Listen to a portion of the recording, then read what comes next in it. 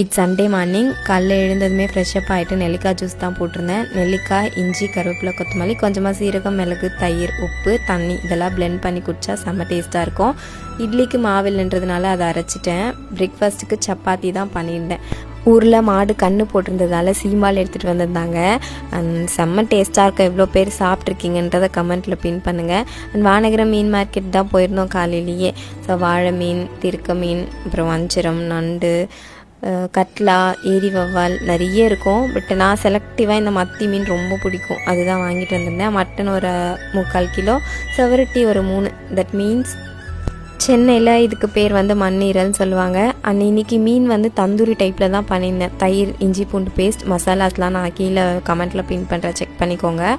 And first வந்து mutton குழம்பு வச்சிடலாம் அப்படின்னு சொல்லிட்டு தான் தாளித்து விட்டேன். அம்மா ஸ்டைல் தான்.